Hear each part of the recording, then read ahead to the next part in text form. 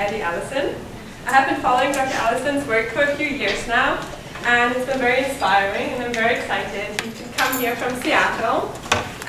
He's working as a professor at the University of Washington in the School of Marine and Environmental Affairs. Dr. Allison has nearly 30 years of experience working in the field of fisheries assessment, management, and policy around the world, among other places in sub-Saharan Africa, in Oceania, Asia, and Latin America. He has worked with various different international organizations such as the FAO, the World Bank. He has been in director position at the World Fish Center in Malaysia for many years and has been a professor at the University of East Anglia in the UK. Dr. Allison's work mainly focuses on the contribution of fisheries and aquaculture to food and nutrition security and to coastal livelihoods, the governance of small-scale fisheries and aquaculture production, as well as people's vulnerability and adaptation to climate change. This talk today focuses on governing fisheries for food security. Please join me in welcoming Dr. Allison. Thank you, Anna. Thanks, it's a pleasure to be here. Coming from the University of Washington on Friday the 13th, I'm not sure whether that's a good idea or asking for trouble. I'm not going to be particularly controversial, I think. What I want to talk about is some ongoing things that I think about. I always think that giving a talk about work that you've already finished, presenting it as a fait accompli, there's only really two outcomes. You can either be praised or criticized, but nobody can change your mind. So by giving work that's in progress, I hope that there will be discussion that hopefully will influence and shape my thinking as well. And give you things to think about that are of contemporary relevance. I want to talk really about three things.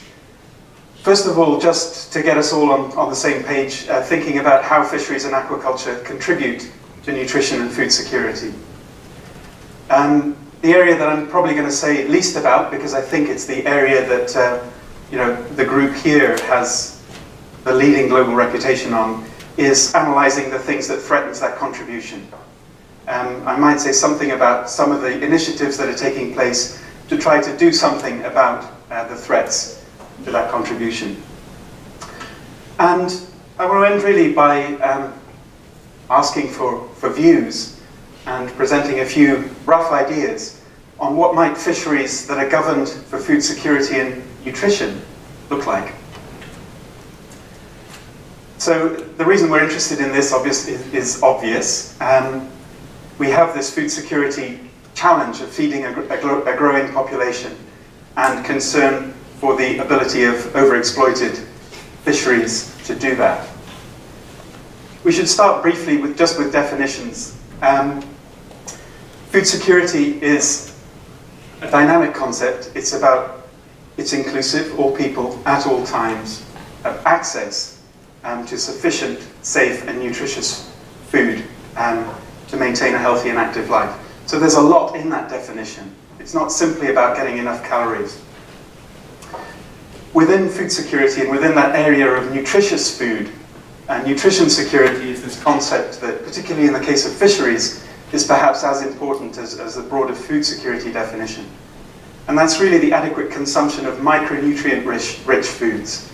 And the UN definition includes fish in that and highlights their crucial role in preventing disease, ensuring appropriate child development, and preventing future diet-related diseases. So fisheries are important in the nutrition world and increasingly recognized as such. And there's been an explosion of literature linking fisheries and nutrition and food security recently. Some of the ways that it's linked. The obvious one, and the one that we tend to think about, is through consumption. So there's a global fisheries and aquaculture production that is then available for consumption by the human population. And about half the populations, more than half the population of the planet gets more than a sixth of their animal source protein from fish. We've quantified it in terms of protein. We haven't quantified the contributions in terms of micronutrients. And that's actually potentially the area that's more important. But we also have indirect contributions to food security by the people that can access food through the market, through their purchasing power, by the contributions that fisheries make, both directly to household incomes. And if you plot up the number of people who work in fishery-related occupations and their dependents, you get figures of around about 500 million people. And it's also a sector that provides economic contributions. It provides contributions to growth. And the theory there is that growth, revenue contributions at a sort of macroeconomic level sort of filter through the economy, increase people's access to things like healthcare and education, which help in turn to secure their access to employment, food security, through those very indirect pathways. And a lot of the current strategies of organizations like the World Bank are very much focused on this kind of macroeconomic pathway of saying, if we generate more rent, more revenue from fisheries, then we will help food security through these sort of trickle-out, trickle-down type processes. Okay, you're all familiar with these kinds of stats and the problems with them. But according to FAO statistics, if you look at the growth of fish production, a first look when you present this to kind of, people who are not familiar with the world of fisheries is, well, what's the problem? The total fish production is increasing faster than population growth. So there's a per capita increase in potential supply globally over the last 60 years. So, and a lot of that is due to growth in aquaculture, of course. And if you look at that more closely, aquaculture has been among the fastest food production, the fastest growing food production system in the world over the last 30, 40 years. And we do have a problem in that capture fisheries production, we know, is stagnating and has showed negative growth in the last decade. Aquaculture production has slowed from a peak in the late 1980s. Still growing, but not as fast as it did. That growth is slowing down. But overall, we're producing more. So many people equate production with food security. If you can produce enough for people, and remember the global per capita supply is increasing, then you've solved the biggest problem in the food security arena. Well, there's all kinds of reasons why that's not the case. Just one simple one. A lot of that increased fish production is not about getting more fish to hungry, nutrient-deficient people. It's about getting fish to people who perhaps have enough to eat already. So a lot of that increase is just supplying increased demand in places where people have a choice over what to eat, and food security and micronutrient deficiencies are not necessarily a source of major concern.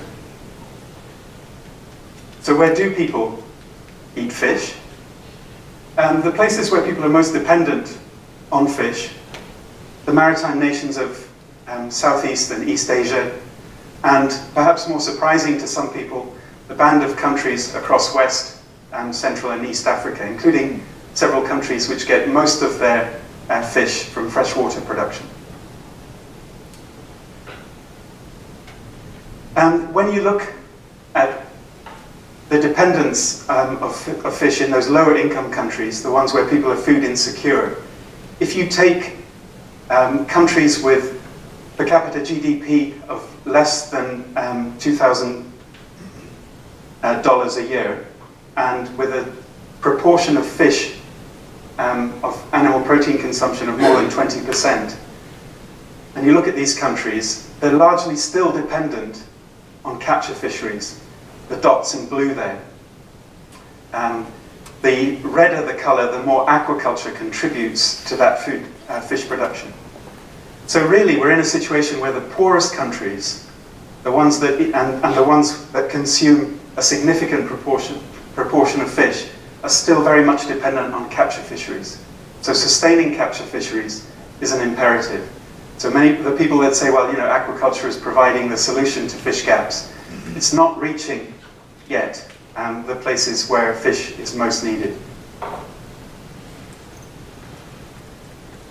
We also tend to talk, when we think of fisheries, mostly about mostly about marine fisheries. But inland fisheries, although they only make up 10% of global production, are incredibly important as direct sources in local markets in many countries. And there's a general pattern that the lower income countries have a higher dependence on inland fish production. Some work we put together for a recent FAO conference on inland fisheries a couple of weeks ago. And essentially what it shows is that the relationship that you see is one between total animal protein consumption per capita and per capita GDP. So it's the well-known relationship that the richer you are, the more protein you consume. But the dots, the size of the dots, relates to the proportion of that protein that comes, the animal protein, that comes from freshwater fish. And if you look at the countries in sub-Saharan Africa, the yellow ones, and South and Southeast Asia, the sort of orange and red ones, they're the countries which have the highest proportion of freshwater fish. And in many cases, it's up to 50% of animal protein comes from freshwater fish. And if you take total fish, then it's higher than that still. But the critical point here is that freshwater fisheries, which are less assessed, more neglected, more poorly managed, more threatened perhaps even than marine fish, are not really part of our thinking when it comes to sustaining fisheries for food security. And yet they're very, very critical in some of these lower income countries. And the purpose of this conference last week was really to try to bring more attention to them. We've also got, of course, a whole bunch of things that never appear in any fishery statistics. I was working recently, not so recently now, but in the Niger Delta. And there's this enormous harvest of mangrove periwinkles. I actually found one of Daniel Pauly's early papers, a lagoon in Ghana, that had one of the few estimates of sort of production and biomass of this species. There's been surprisingly little work on it since. But in this community here, it was supporting the livelihoods of thousands of women who went daily into the mangroves to gather these mangrove periwinkles. And there was a belief that these were particularly good food for pregnant women. And they're used very widely to flavor soups and stews in this part of West Africa. So all of this is missing. And in a way, this is one of your IUU fishing, and I think that's one of the reasons why these categories are somewhat problematic. It's unreported and it's unregulated. It's not illegal because there isn't any laws about it. But lumping those things in together is problematic. And I think some of the unregulated and unreported fisheries are some of the ones that are the small, nutrient-dense fish and shellfish that go directly to some of the poorest and most marginalized people. So understanding and incorporating those into our thinking about fisheries management is really important from a nutrition and food security point of view.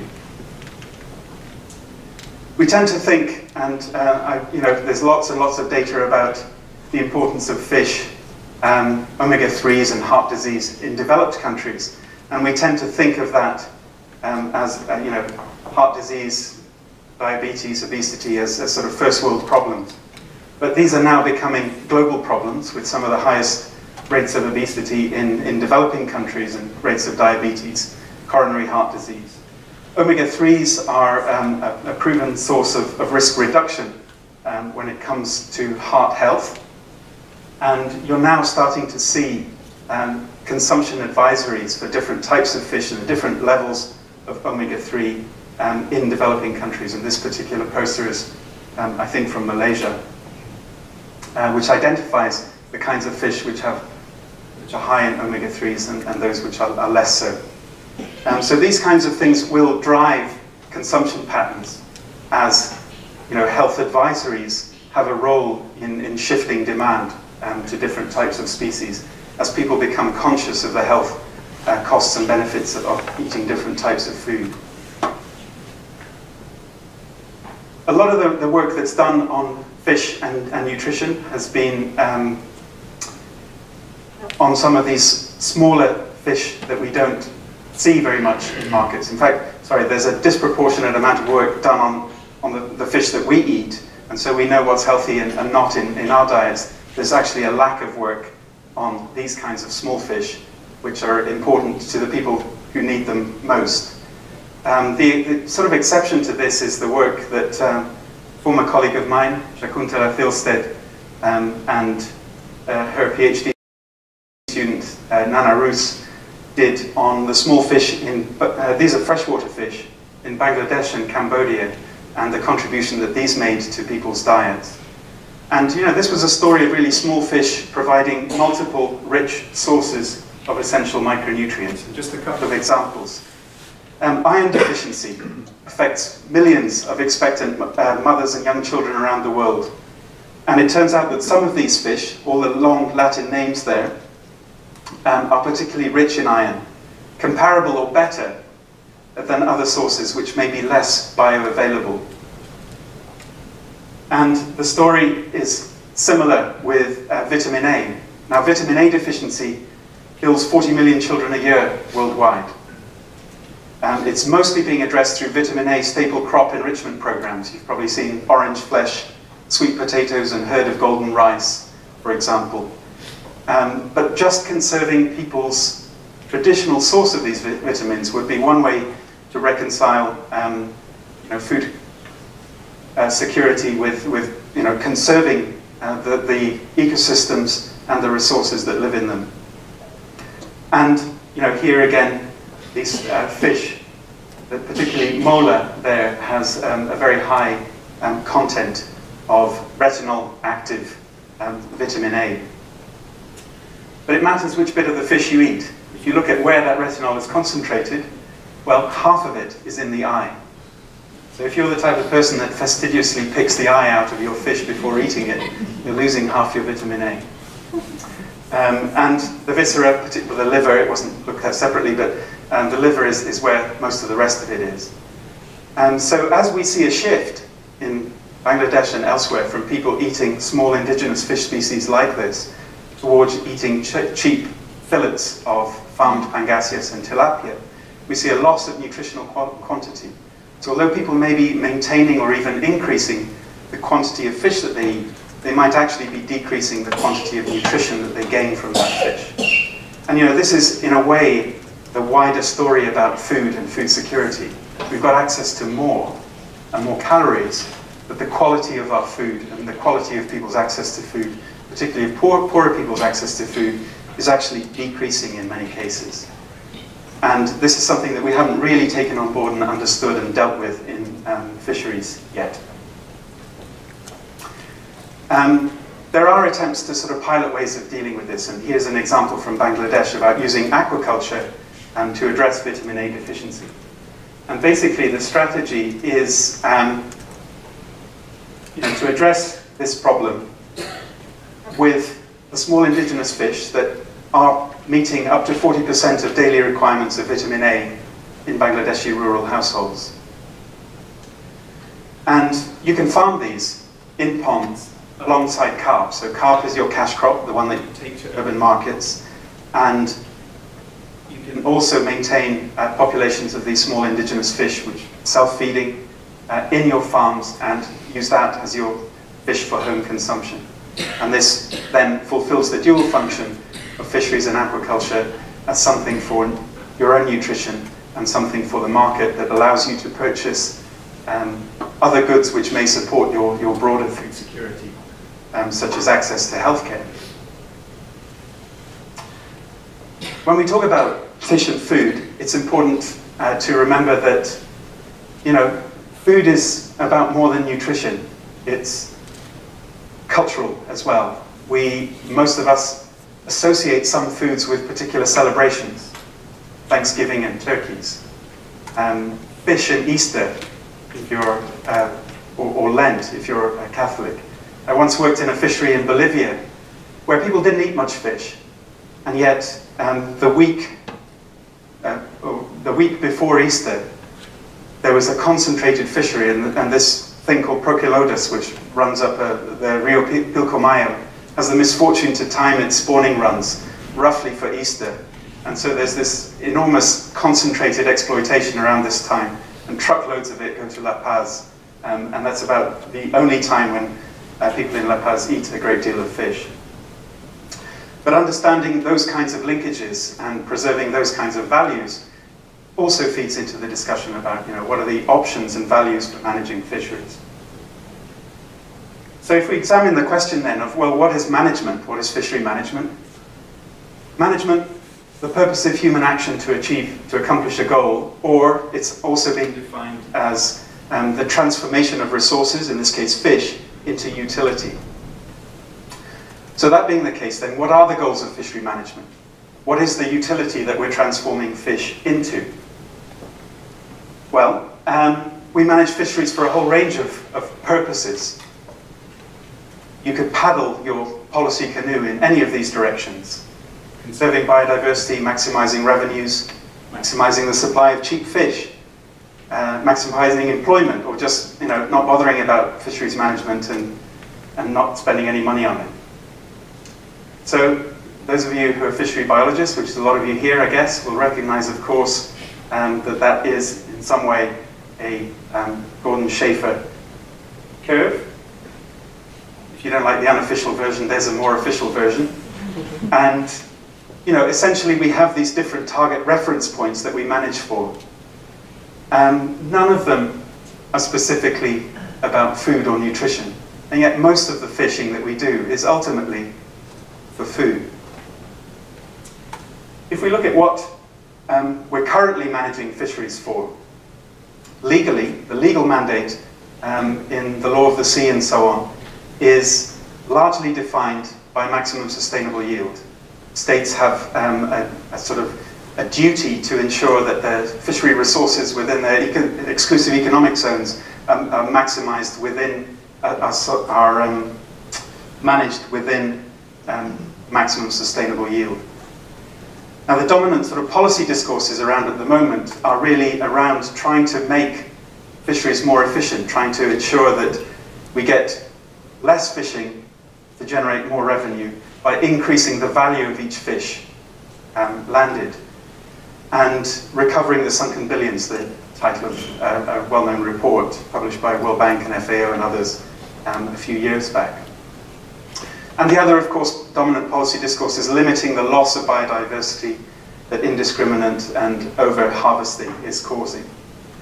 And there are alternative policy discourses out there as well. People, different interest groups, people who are trying to argue that fisheries is also about securing livelihoods, securing the future of communities and ensuring their sort of cultural survival. Many indigenous groups argue from this perspective.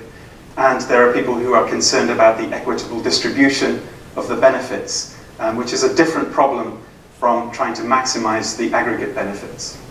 Economists often treat these two things as rather separate, create value first and then worry about how to distribute it afterwards. I would submit that in fisheries you kind of have to worry about these things simultaneously rather than sequentially. It's not all doom and gloom. We are succeeding in fisheries governance reform in various places. This is just a rapid synthesis, very summarized, of where we're succeeding with different types of instruments. The only point that I want to make from this really is that there are various things that work in terms of objectives of resource sustainability. How good they are at distributing benefits and how good they are at ensuring nutrition security is something that's a bit more of an open question. I noticed that there's a slide out of sequence, so I'll skip back to that one. MPAs, of course, are one of the popular governance instruments and have seen some success around the world in conserving fisheries and arguably in providing increased benefits to fisheries in surrounding areas. And there is a sort of discourse around MPAs that says, well, if you protect marine areas, it's going to result in food security. And when you look at the analysis that supports that, it sort of looks a bit like that. So we pointed this out to the people who are managing the Coral Triangle Initiative, which is USAID, WWF, Conservation International, and TNC, in a paper, and you probably can't read the detail of this, but it doesn't matter so much. Essentially what we've tried to do is we looked at what the strategy of that project was, and its aims and objectives were couched in terms of food security. The purpose of the Coral Triangle Initiative is to conserve, is to contribute to food security, to allow marine resources to contribute to food security. And the strategy for doing that is a series of marine protected areas and conserved seascapes. And when you dig into the detail of the reports, you begin to see that all the outcomes and all the measures for success in that project and all the activities are geared towards the creation of seascapes, marine protected areas. And there is a black box that then connects it to those food security outcomes. So we wrote a paper that sort of pointed out some of the things that you might need to put in that black box. And you know, nobody, I don't think they thanked us particularly, but I think some of it was sort of taken on board. And you know, looking at the policy environment, the distributional impacts, and questioning and trying to sort of get people to articulate their logic. How do you get from a conserved area to somebody living in a coastal city in Indonesia having, you know, a better health outcome, fewer stunted children? What is the series of things that has to happen? And does your responsibility stop with the creation of a marine protected area? Have you actually made a difference by creating that marine protected area? And if you haven't and you can't articulate that logic, then why sell marine protected areas in that context? Okay, so if you're going to, you have to say how it's going to happen. And I think to their credit, the agencies have responded and started to sort of articulate these pathways and to invest in how they might look to ensure that the creation of marine protected areas does lead to, for example, marginalized people having better access and so on.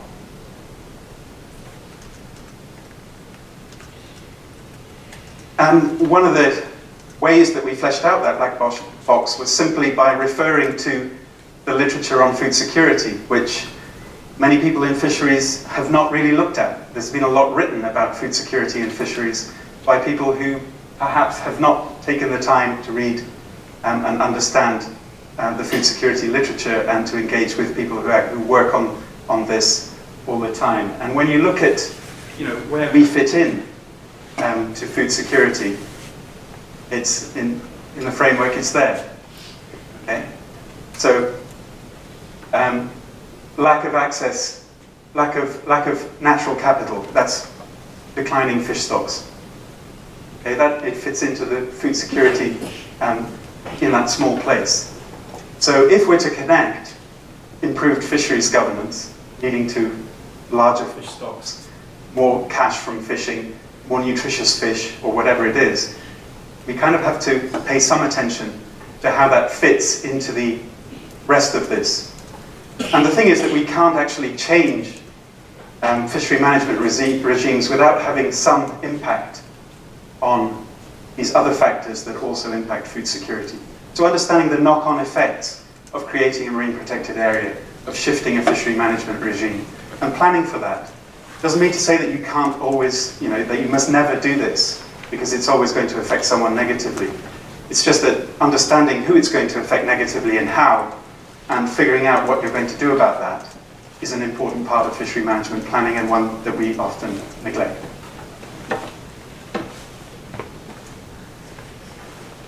Okay, that's the fish. There are cases where marine protected areas lead to more accessible fish. This is about the only piece of direct evidence that I could find in a review of literature where people were actually eating more fish when they lived near a well-managed marine protected area. So high marine protected area effectiveness on the left, your left, and low marine protected area effectiveness on your right. And you can see that these are fish consumption figures by women and girls around protected areas in the Solomon Islands.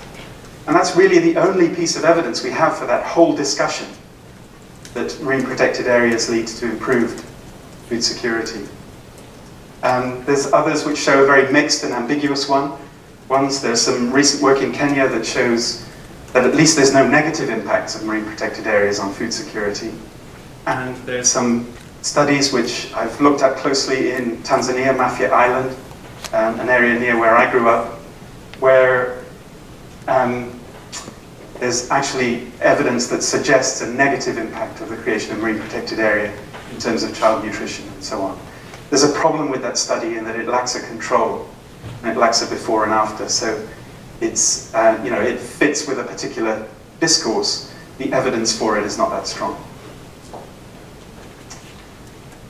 So that's direct access, but of course, there are ways that you can access food security that don't involve necessarily eating everything that you encounter. And when you look at studies of sort of large, charismatic marine fauna, like this one, a recent one in PLOS One, the value to fisheries of manta rays in Indonesia is less than $500,000, but the value to tourism is calculated as being $15 million. Okay, so obviously you'd want to keep these things alive. And the one problem with this, again, as an analysis, is that the analysis stops at that point. The link to food security is once again an empty black box. So if it were the same people who were getting that $500,000 who got the 15 million, of course everyone would do it. Everyone would be caressing manta rays. Nobody would think of killing them, but it's a very different group of people that will benefit. And that's the problem, the distribution, once again, of the benefits. And without analysing that, figuring out the incentive structures and the policy mechanisms that allow the increased value to be captured by those who need it and those who have lost access to the value that they were getting, we're not making the linkages between improved fisheries management and food security. We're also, of course, competing for space. We've got to find space for food production in increasingly crowded waters. The latest work I've been doing has been in the Niger Delta, incredibly productive biologically, covered in oil. We use an increasing amount of our coastal waters for oil and gas production, for energy production, rather than food production. If we were able to produce energy cleanly and safely, without spilling oil on things, we might also be able to produce food in the same places. But by and large, we can't. We've got all these competing uses. A recent paper by Peter Sale suggested some kind of global zoning of inshore waters. I buy it to some extent. I guess I had to. I was an author. But, reserves in coastal areas that are close to population centres actually have been sometimes as successful as those in remote locations. So the idea is that, that you can put your reserves in remote places and be more compromised about what you do in places near cities and markets is somewhat problematic, I think. The other thing we can do is we can separate fish production from the environment, overcome that space constraint by intensifying our aquaculture. And some of you may have read recently that intensively close recirculating system salmon in the Midwest have been MSC aquaculture certified as sustainable. We can locate offshore as ways of overcoming that slowing growth of aquaculture and overcoming the problems of decreasing space for fish consumption in coastal areas. Or we can fiddle around with strategies for managing capture fisheries as well. And okay, here's a controversial one.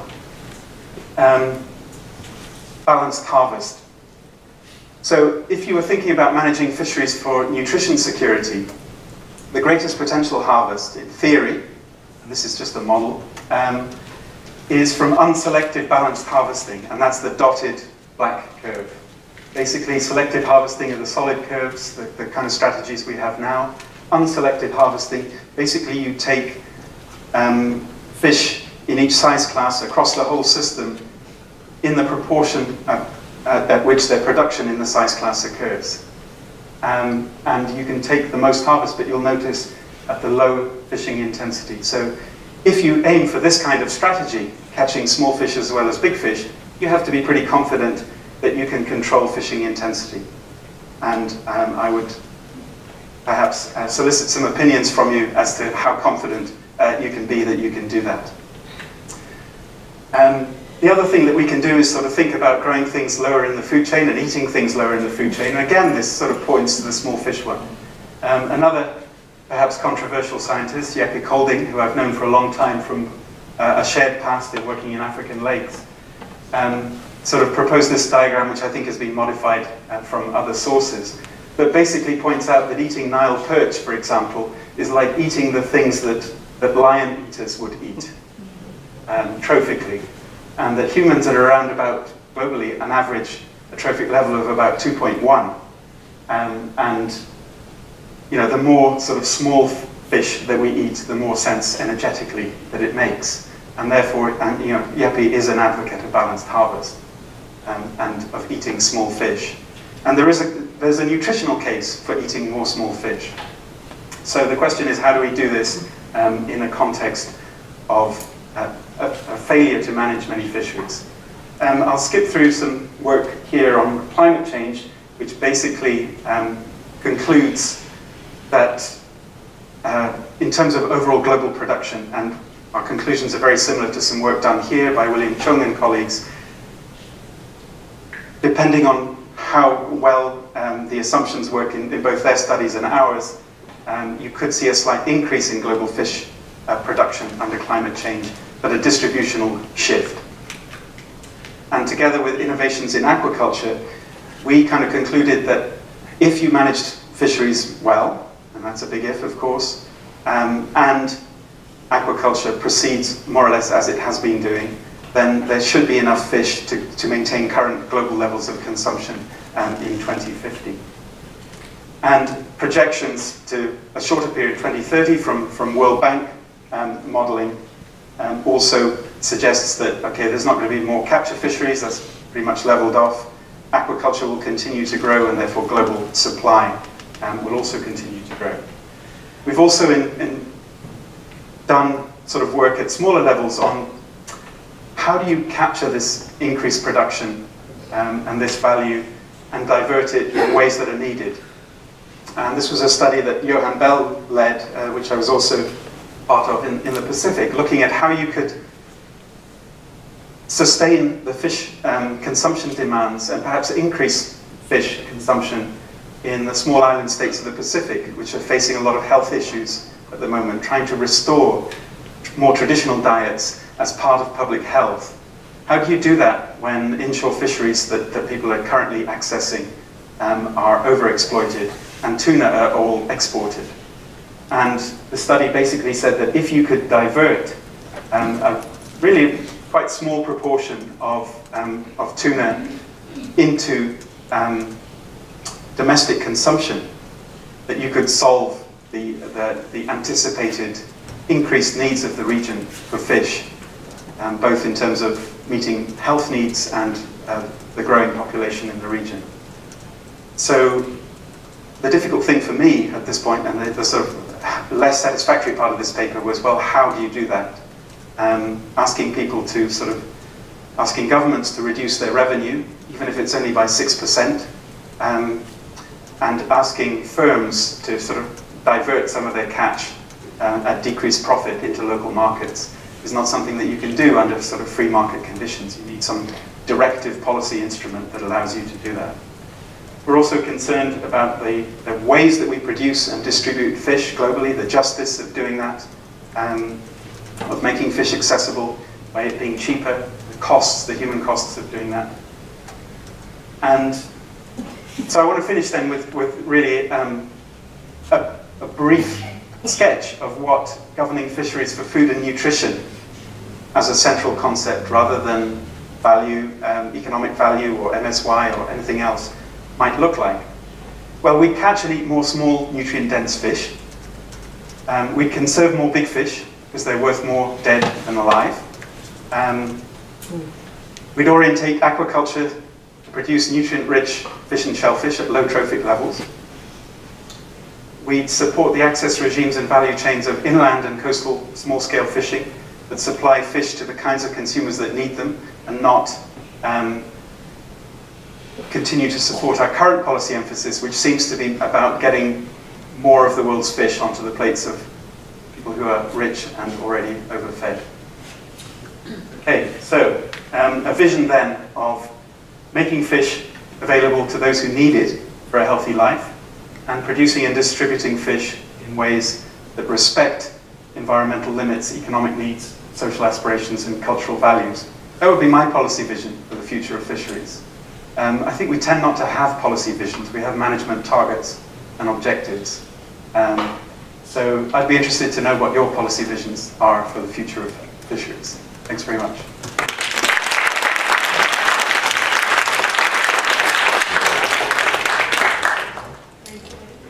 Do we have a student for our first question? Go for it, Simon. I just had one brief question about the idea of targeting species lower on the trophic pyramid. And I was wondering how that would mesh with the idea of ecosystem-based management, and the fact that a lot of these forage fish are central to many of the pelagic ecosystems and support many predators which are themselves fish in many cases. And I'm wondering how that would mesh with your vision that you articulated. Yeah, I mean, I think that, just targeting and pulling out all the forage fish would be a terribly bad idea. And I think the balanced harvest advocates say that, well, if you look at the relationship between the size of fish and the total production, that you can take a proportion of fish from all the harvest classes. So if most of your production is in small fish, then the proportion of small fish in your catch will be higher if you adopt a sort of balanced harvest strategy.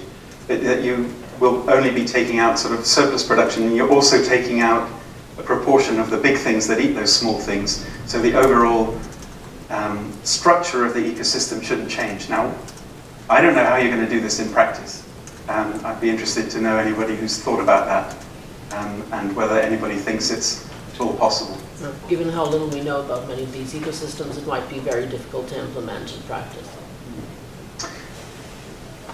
Another question? Thanks. Anybody? Do you have any thoughts about sort of the structures for managing fisheries in terms of what might work best, either commonly managed or top-down? What sort of systems might be more effective for teaching fisheries? I think the easy answer is it depends where. But I think in general, where it depends on how people organize property rights and see economic activity. Anthropologists have come up with a sort of spectrum of collaborative activity across different cultures and different societies. Kind of modern North America is at one end of that spectrum in terms of a highly individualized model of society, that we're autonomous individuals, and that we don't engage in much collective behavior, and not much collective economic behavior particularly. And there are other societies that are at the other end of the spectrum. So there are places that I work that have seen the rationale of individual transferable quotas and various other market instruments, fisheries governance, and they look at them and they just don't see the logic. It just doesn't fit with their cultural model of how things work, and so they reject them. So it's immensely frustrating to these highly rational economists that their evidently superior model for managing fisheries is just rejected by a bunch of people on sort of vague, we just don't like that sort of stuff.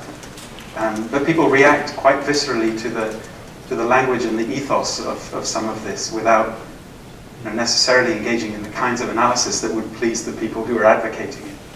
And I think you have to recognize that. You can't always manage fisheries in the same way. So in a place where communitarian models work, use communitarian ones. They're already there, usually. I mean, sometimes they've been forgotten or suppressed or ignored, but there's often some basis for them. And they'll have to respond to changing circumstances. Traditional models not always adequate in modern societies. I think it was Daniel first and then Rebecca.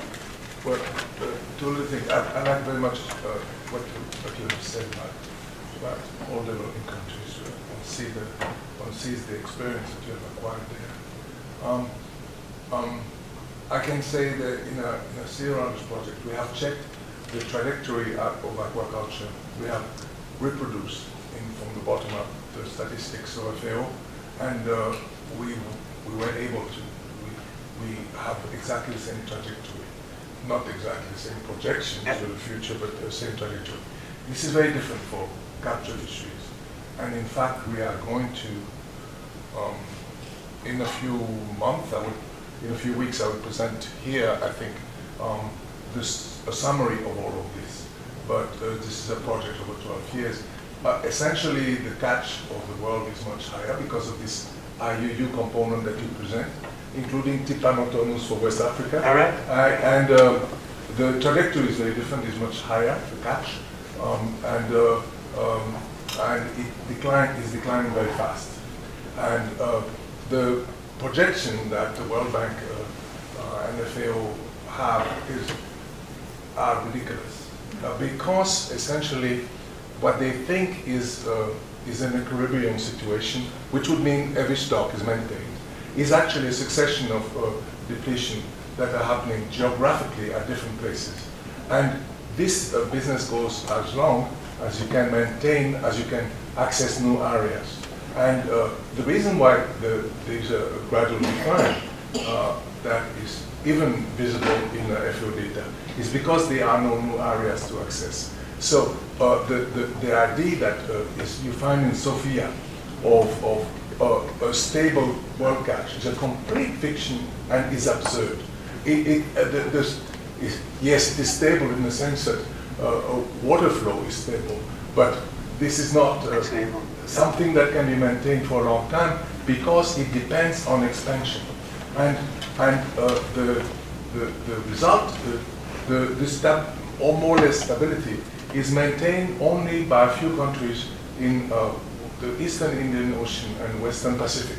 If you isolate these countries, the world catch is going down, and our reconstruction also show that very rapidly. And this projection are complete nonsense, therefore. And that will obviously change a lot. You wanted feedback? Yeah. There it is. That will change. that will massively change the projection that you can do for the future. That's great, thanks. Sounds like I need to come and listen to this Yes. release of new data. I'm sorry, we are running out of time. There's a class coming in. Sorry, we're going to have to. But we move it outside, and Eddie will be here all day long. So find him and approach him if you have any questions.